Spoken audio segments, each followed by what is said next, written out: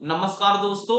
जब जनता एकजुट होकर अपनी आवाज उठाती है तो दुनिया की कोई भी सरकार उसके आगे टिक नहीं पाती। नेपाल में भी कुछ ऐसा ही हुआ। सोशल मीडिया बैन के खिलाफ शुरू हुआ युवाओं का जैन जी आंदोलन इतना बड़ा हो गया कि नेपाल सरकार को झुकना पड़ा और उसने आखिरकार प्रतिबंध हटा लिया। लेकिन यह कहानी का अंत नहीं है बल्कि एक नए अध्याय की शुरुआत है। पिछले कुछ दिनों से नेपाल की सड़कों पर चल रहा हिंसक प्रदर्शन अपने चरम पर था। युवाओं ने डिजिटल आजादी के लिए जोरदार आंदोलन छेड़ा। सरकार ने भले ही इन प्लेटफॉर्म को देश में पंजीकृत ना होने का कारण बताया था, लेकिन युवाओं का मानना था कि यह उनकी अभिव्यक्ति की आजादी को दबाने का प्रयास है। इस आंदोलन की ताकत इतनी थी कि सरकार के पास झुकने के अलावा कोई रास्ता नहीं बचा। हालांकि इस जीत की कीमत बहुत बड़ी रही। इन हिंसक प्रदर्शनों में अब तक 20 लोगों की मौत हो चुकी है और 300 से ज्यादा लोग घायल हुए हैं।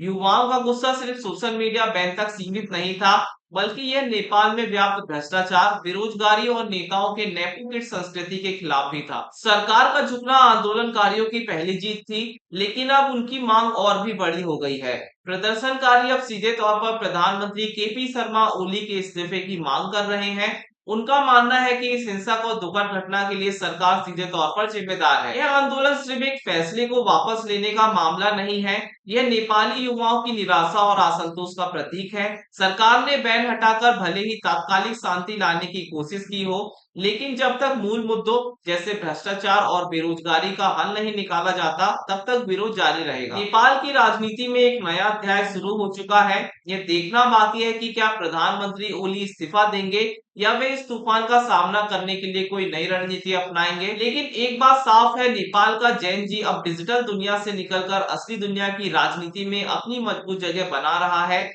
आपको क्या लगता है, क्या प्रधानमंत्री ओली को इस्तीफा दे देना चाहिए? हमें कमेंट्स में बताएं। नमस्कार।